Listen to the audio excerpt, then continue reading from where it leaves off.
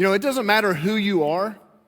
We have all felt, haven't we, a little bit more pinched in our personal finances as of late, as the cost of living has gone up considerably, particularly in this last year. In fact, I pulled up to a coffee shop this week. I was getting my coffee in the morning, and as I approached the window, I noticed that the tip jar looked a little bit different than it normally looks. In fact, there were 2 tip jars out, and this is what I saw. I actually took a picture of it here for you as I pulled up.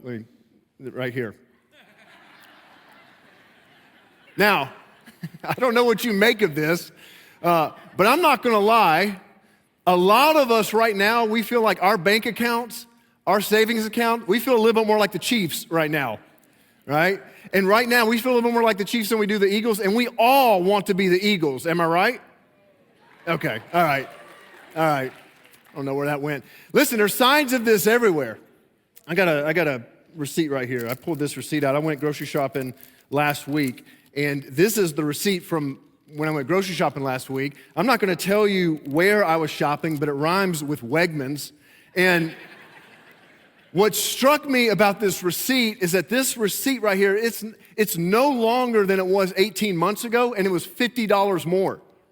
Are we tracking? It's the same thing. And then, by the way, now I got beef with this. By the way, they made me pay 10 cents for every bag I wanted to use. I'd move to California if I wanted to pay for bags.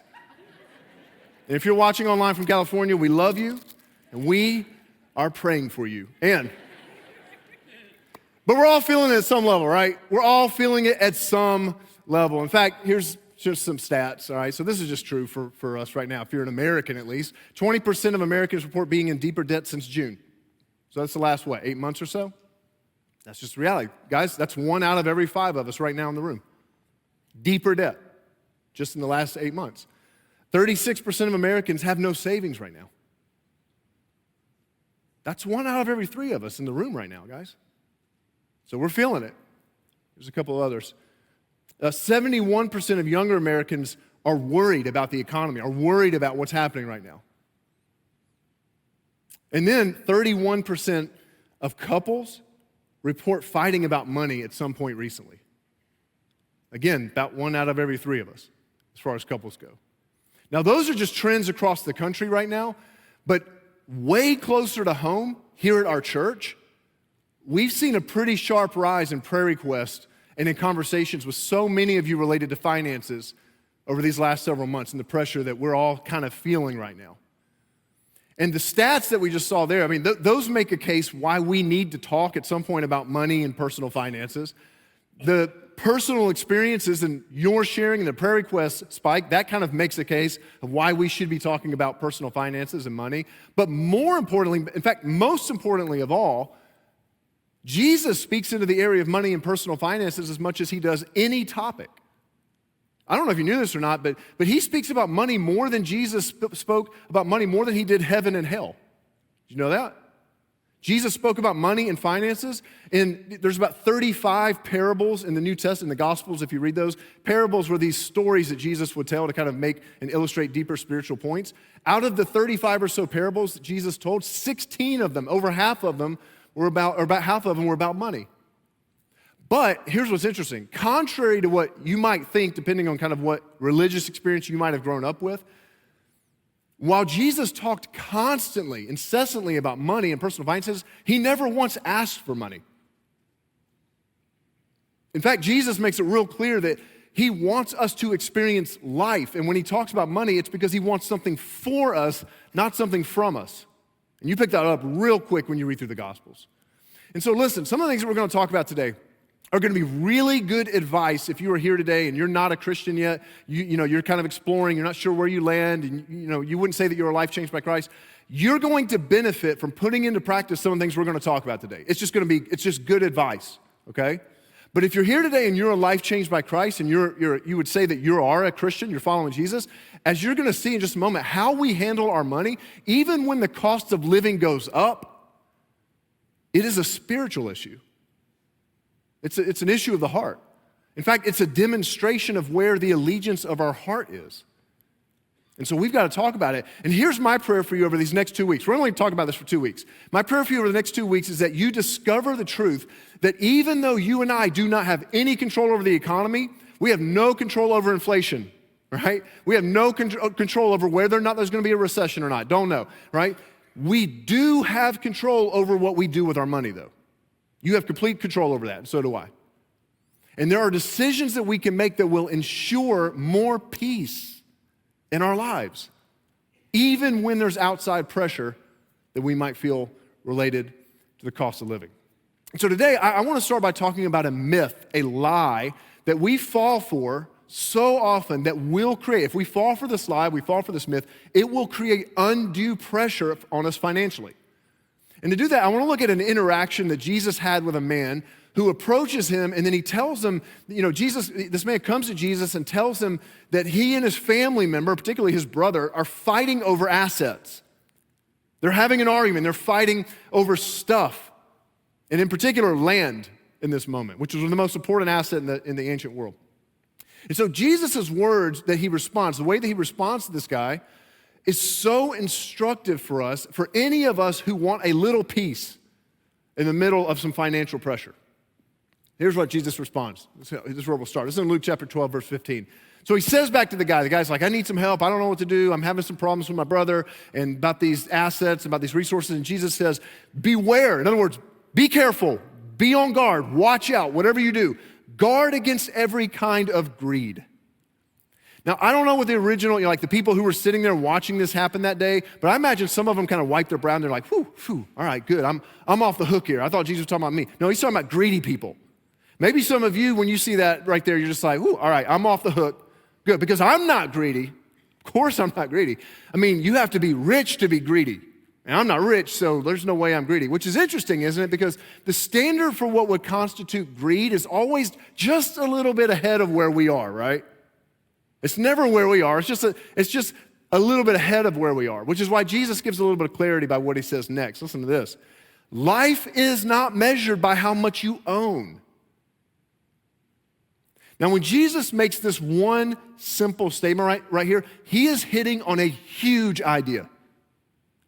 He is pulling back the curtain on a lie about money and finances that is so subtle and yet has robbed so many of us of peace.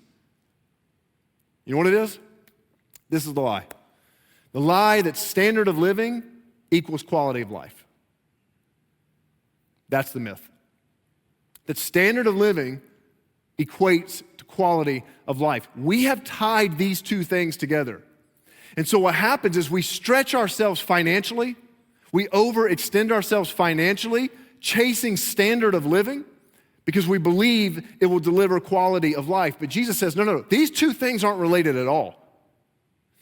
And listen, if you're just starting out, kind of in your financial life, if you're here today and you're a high school student, maybe you're a college student, maybe you're a young couple, you've just started a family, you just got married, or maybe you just had your first kid and you're kind of early out of the gate, I'm telling you, I'm so glad you're here, because making the decision now that you will not fall for this lie right here, this will save you so much pain financially. This will save you so much unnecessary financial pressure. And here's why. See, the problem with chasing a standard of living in order to experience quality of life is that your threshold for what standard of living is necessary for quality of life will always be relative to where you currently are in life. All right, let me say it another way.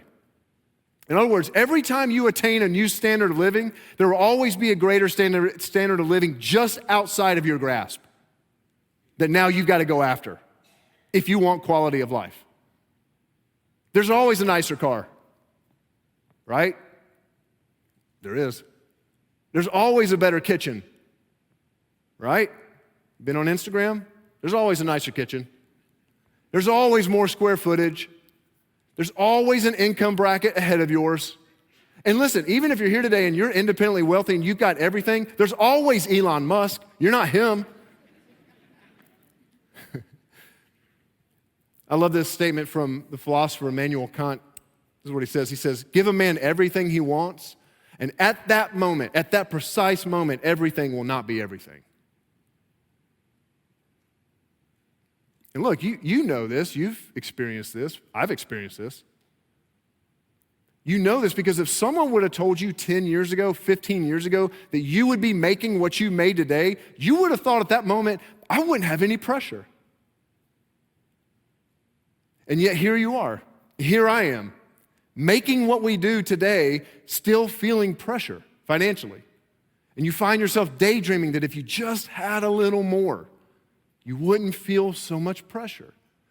Guys, some of us have a higher standard of living than we have ever had at any point in our life. And yet the quality of our relationships at home, it's not great. Some of us have a higher standard of living than we've ever had in our life, and yet the contentment and peace is something that feels so far away in our life. They're not tied together. And Jesus makes it simple as to why that happens, because quality of life cannot be measured by standard of living. And then Jesus decided to illustrate this further that day by telling him a story. This is what he said. Then he told him a story. So he wants to illustrate this principle, this point. He says, there was a rich man who had a fertile farm and it produced fine crops. And he said to himself, what should I do? I have all this stuff. I have all this excess. What should I do? I don't have enough room for all of my crops. So then he has an idea. He said, I know what I'll do. I'll tear down my barns and I'll build bigger ones. That's a good idea. Then I'll have enough room to store all of my wheat and my other goods. And then I'll sit back and I'll say to myself, remember that, we'll come back there in a second. My friend, you have enough stored away for years to come. Now, take it easy, eat, drink, and be merry. Now, just pause for a second here. Who is this man as he's talking this out? Who is he sharing all of this with? Nobody. He's alone. Remember that statement? And I'll say to myself, because I have no one else to say this to. This statement that Jesus makes here in the story, this would have stood out in big ways in the first century because family and community relationships were vital to their existence. It was everything to them. So the fact that this man is isolated demonstrates that his pursuit of standard of living has created relational friction. You know, one of the greatest predictors of stressors in any relationship are related to money. I don't think that's news to you. You know, continual disagreements about money increase the likelihood of divorce by 45%. I mean, it just wedges in between relationships, doesn't it? When we feel pressure, when we keep chasing the thing, when we assume that quality of life is tied to standard of living and it begins to put wedges and we spend more time trying to get the bonus than we do with, this is just how it happens. And here's what I can promise you. I can promise you this with all the assurance in the world. One day, when your kids talk about you and the role you played in their life, or your grandkids talk about you and the role that you played in their life, they will not talk about the stuff that you had. I promise you. I've never been to a funeral where people got up and said that what they would miss most about the person who passed was their big barns. But guys, I'm telling you, I've been to funerals and I've sat with families who told me about the tension that existed in the family over a lack of relationship because of chasing a standard of living. I've seen that. And if you were to ask the people around you if they would rather have your presence or your presence, they'd rather have you any day of the week. And this man in the story has squeezed out the people closest to him because he fell for the lie that standard of living would bring quality of life. But that wasn't the most tragic consequence, because Jesus goes on. But God said to him, that man who, he's talking about in the story, but God said to him, you fool, you'll die this very night. You're going to die. And then who's going to get everything that you worked for? Yes, a person is a fool to store up earthly wealth, but not have a rich relationship with God. Guys, God wants our hearts. He wants your heart. He wants my heart. God wants all of us. God has good things for every single one, for every aspect of our life. And Jesus knows where it leads when we believe the lie that our quality of life is determined on by our standard of living. He knows that it will lead to just bigger barns, creating unnecessary stress. And ultimately, most tragically, squeezing God out of the picture. God says, man, how foolish to squeeze God out, to never invite God into the picture when it comes to our personal finances. Have you ever done that? Have you ever just opened up your bank account to God and just said, God, I'm inviting you in. God, I want you to be the king of my whole life, not just when I'm at church, not just when I'm in trouble, but even my money, my stuff. And see, guys, the more we buy into the lie that our quality of life is determined by our standard of living, it is a matter of time. Matter of time. Before you begin to live beyond your limits in the pursuit of a standard of living. You know, every one of us, we all know about the law of limits. You never really thought about it like this, but we understand implicitly the law of limits. We all have limits on us, physically, right? Like I'm 6'2", that means that comes with it. I can't dunk. I'm also old now, middle-aged, so I can't dunk. But I couldn't even when I was healthy, right? Or like, younger or whatever. We have limits physically. We have limits to performance. We have limits energy. We have limits on our time. There's only a certain amount of time in a day. And so we all know that we have limits. And we also have limits financially. And here's how this plays out when it comes to the law of limits related to our finances. Our limits financially is what? It's our income. It's what we make. So you have a set amount of money that you make. I have a set amount of money that I make. And we all live on a percentage of our income. We spend a certain percentage of our income. It doesn't mean that we all know what that percentage is that we live on. We'll talk about that here a little bit later. But we all live on a certain percentage of what we make. And the space in between what we spend and what we make, that's called margin. That's margin. That's where margin lives.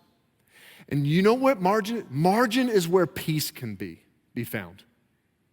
That space between what we make and what we spend. This is where peace lives when we create margin. This is where there is less stress in margin. This is where we fight less. It's in margin. This is where margin is where we can respond to a need generously. You ever been moved by something and felt compelled to give or whatever, and then you're like, I don't know if I can. I don't really have any margin, right? So when you have margin, you can move on that. Margin is where a broken refrigerator will not freak you out. Margin is where you can breathe a little bit. Doesn't that sound nice?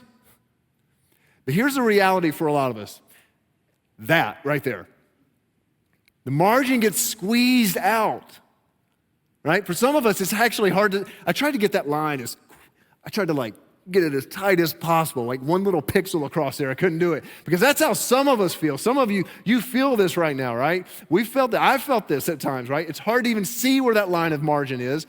And the principle is this, and this is just true. So many of you could tell stories that will say, yes, Jason, that is so true. When margin decreases, stress what? Increases. Some of you need to write that down. When margin decreases, stress always increases. And here's what happens when you live right up to that line when there is no margin. It doesn't matter how much you make. It doesn't matter what number is going to be on that income line right there. You will feel pressure and stress. In fact, I'm going to tell you something you're not going to believe. If you're here today and you make, let's say, $50,000 a year, or right around there, $40,000, $50,000 a year, I'm going to tell you something that you're going to think I'm lying to you right now, but I'm not lying to you. If you make $50,000 a year and you live right there on that edge, right, you eat up all the margin in your financial life, there is no difference between what you feel right now and what someone who makes $250,000 and yet lives right there with no margin. You feel the same thing. See, don't you feel good? You got something in common with rich people, right? Feel good about yourself. This is why Solomon, by the way, wrote in Proverbs 21:20, the wise have wealth and luxury, but fools spend whatever they get. See, when it comes to the law of limits, here's what's real interesting.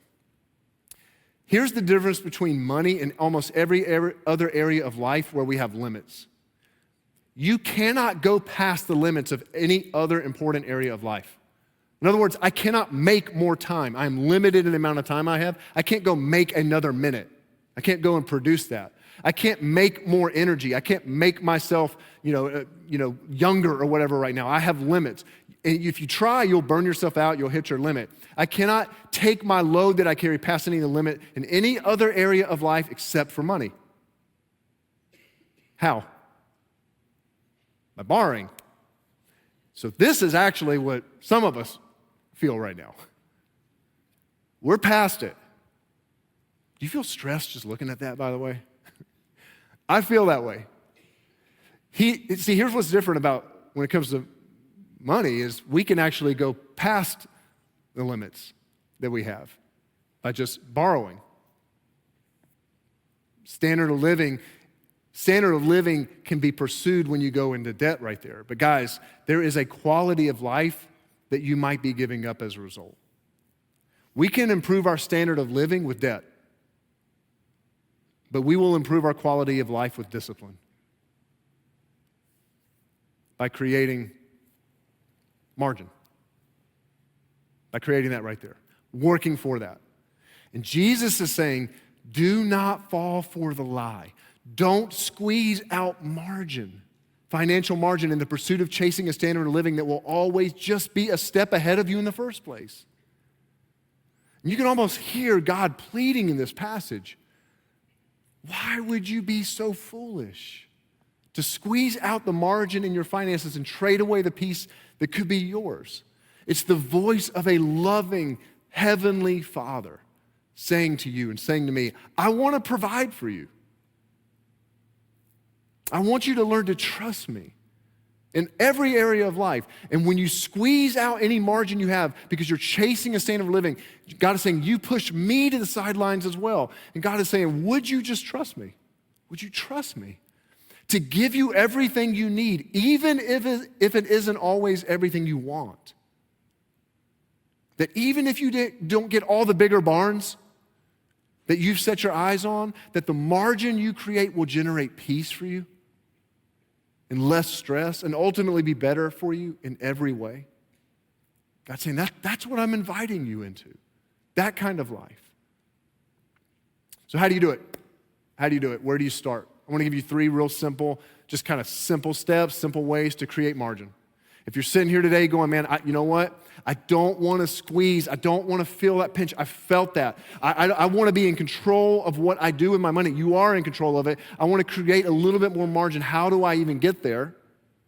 3 things kind of get you out of the gate. First is this. You got to determine what percentage of income you're going to live on. You're already living on a percentage of your income. The problem is we don't even know what it is. We're not choosing it. It's just happening to us. But you have to determine, and I have to determine, what percentage of our income we're going to live on. It's already happening. We just haven't been real intentional about it. But we're going to have to get intentional about it.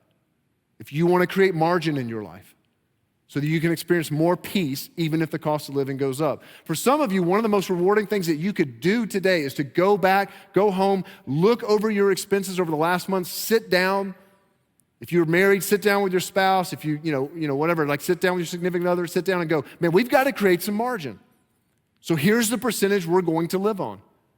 And just set that in place. And I'll tell you kind of a starting point of how to get there, because this brings me to the second one. You're going to have to then set a budget. And I realize some of this stuff is like so elementary. It's so simple and so elementary, and yet we get away from these kinds of things. And then the margin gets squeezed out. So I'm going to show you my budget, all right?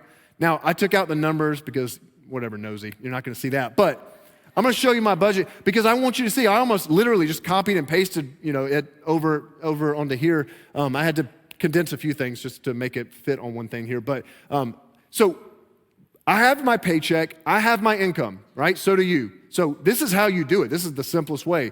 What do you make per month, right? Put that in there.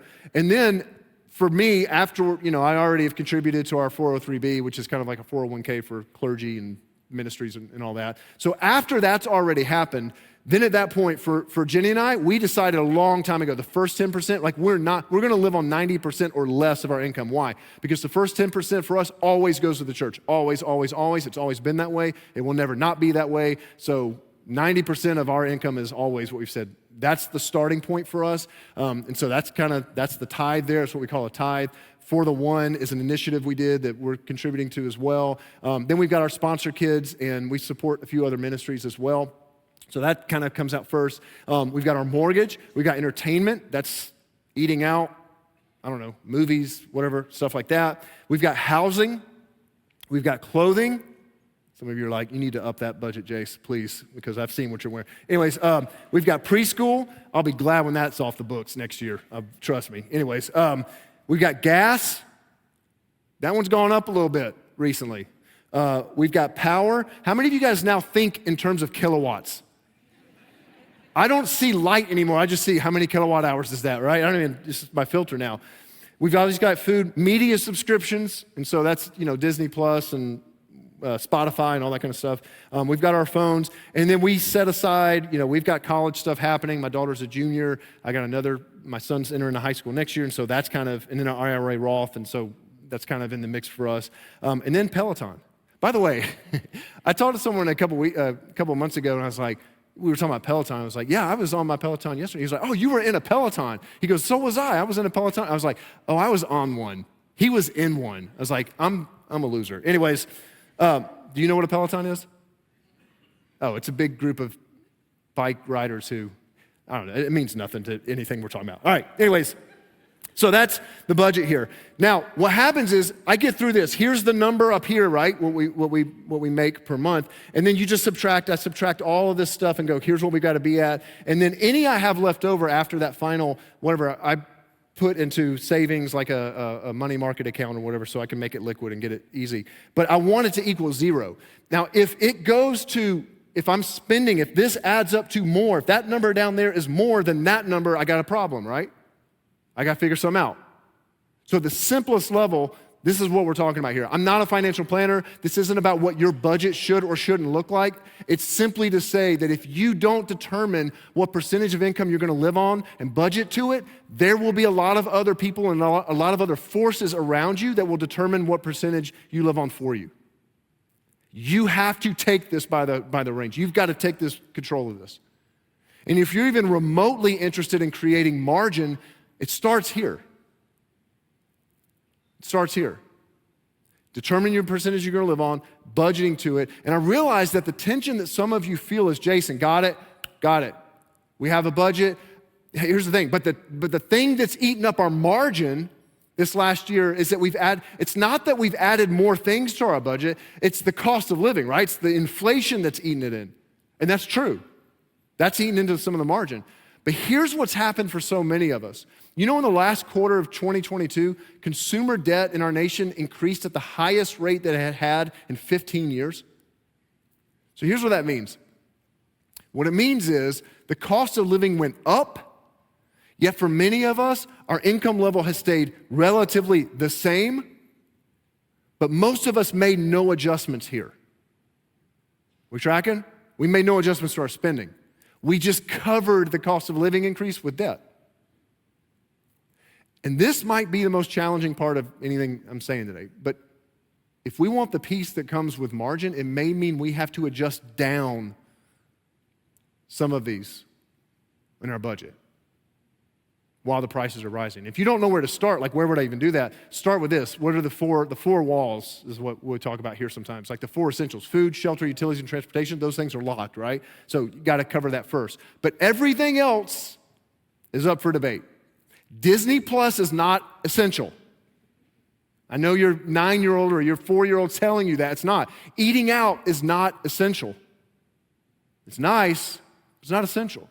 I'm not saying anything, those things are bad. I'm saying that if they're eating into margin, then they're unnecessarily creating stress.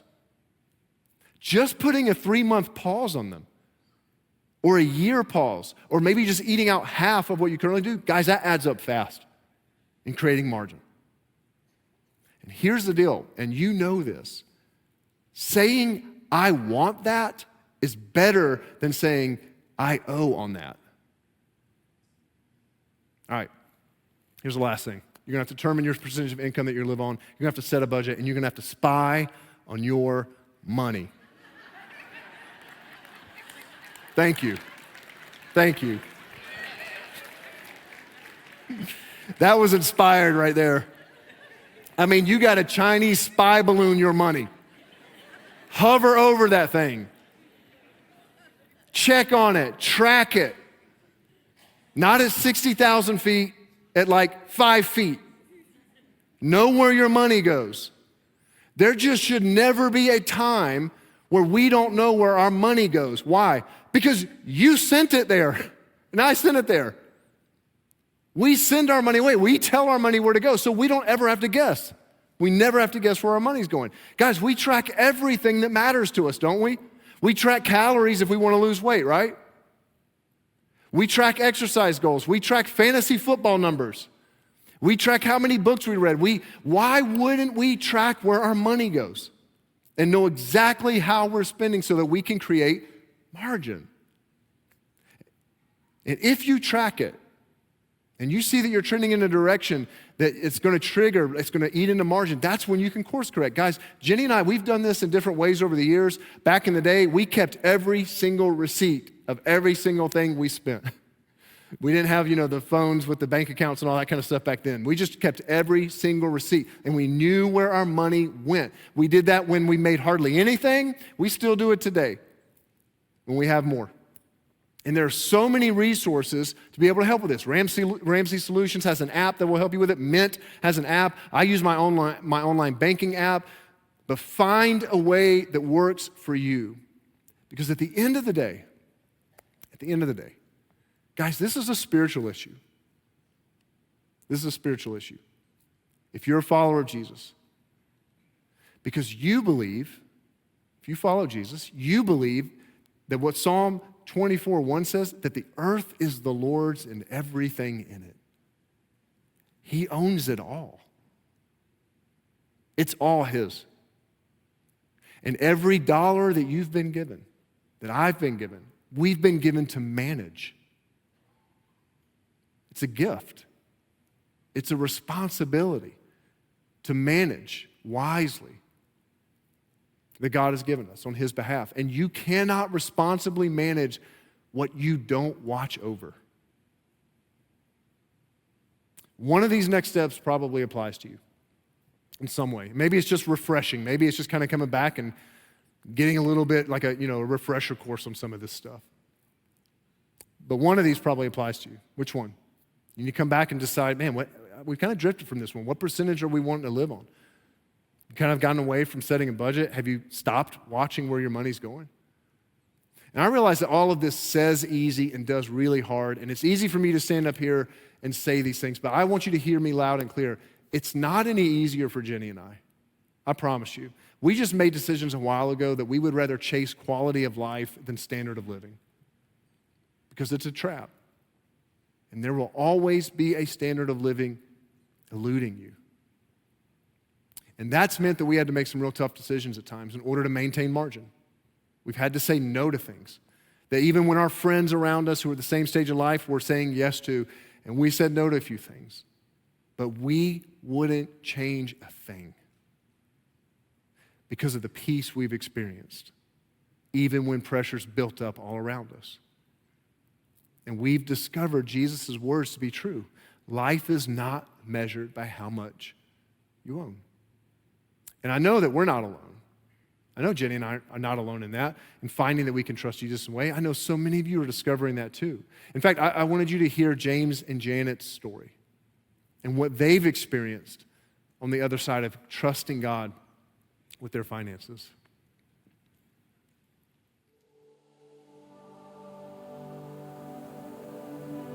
We're James and Janet Hunsinger from Berwick.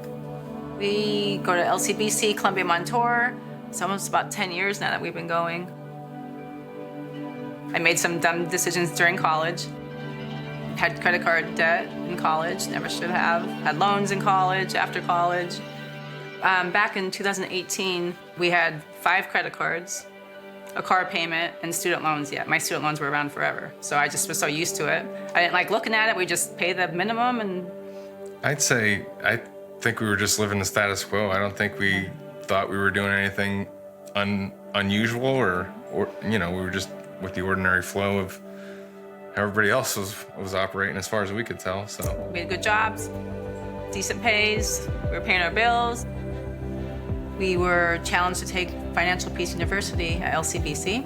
Janet had suggested that we should take it, and I never thought that we needed it. Now, I always said to him, we might learn something. We realized how much that we were probably just blowing because we weren't accounting for it. Oh yeah, so we would pay our Before. bills, and then I would have extra money. All right, I'm going to the mall. I would just blow my money, go out to eat, buy clothes, and a little bit in savings maybe, but we weren't serious about it. He was like, we're doing this. We left church one Sunday, and I was like, let's stop at, I think it was Kmart at the time. Let's stop at Kmart, I have to get something. I didn't remember what it was. And he's like, well, it's not in the budget. And I was like, funny. And sure enough, he drove right by the store, and I was pretty upset because I wasn't used to that. I wasn't used to being disciplined. It was time for a change. Yeah. There's more to life than debt and making payments. It is absolutely life-changing. Now that we're past that, looking back, oh yeah, we're free. We're free. We helped out other classes by serving and helping other members. And then after that, I was just like, this is something I really would like to do. Just help people. It's 4 years, I'm on my 9th class now. It's rewarding to see people pull themselves out of debt where they didn't, think that they could do it as quick as they can. The church made a good point about how we use our money. We spend, save, and then give, and that was kind of backwards. So we flipped that around, and We give we're first. much better now, I think. Definitely better now. Absolutely. After we started tithing, a lot changed. We just said, okay, God, you're in control.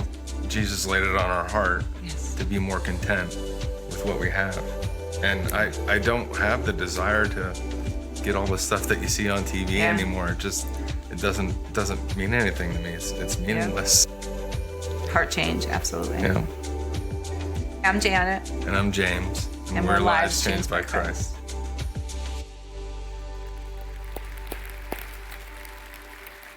I don't know if you heard Janet's words in the middle of it. She kind of breezed by it, but man, they were the two most powerful words, in my opinion, in that entire story. We're free. We're free. Because they made a choice that was not easy, but has brought them peace. The choice not to chase standard of living at the expense of quality of life. The choice to create margin between what they spent and what they made. But the most important choice that they made, where it starts for all of us, is to invite God into the conversation related to how we use our money. And the result, well, you heard them. We're free. Guys, the quality of life does not have to go down just because the cost of living goes up. And Jesus told us how to ensure peace no matter what pressure may come our way. Don't chase standard of living. Create margin. It's not normal. Nope. It's not typical. It is certainly not easy, but it is so good. And it's time for some of us to invite God into our finances for the very first time today and start working towards margin. Pick a percentage that you'll live on. Make a budget. Spy on your money so that you know where it goes. And listen, as a church, we want to do whatever we can to help. And if you go to lcbcchurch.com and you simply check on the banner that just says cost of living, you're going to find multiple resources there, how to start, resources for how to start setting up a budget, financial coaching that we provide as a church. You'll find a link to that. When our next Financial Peace University classes are coming up, all of that is there. Go there. It might be one of the best things you do today.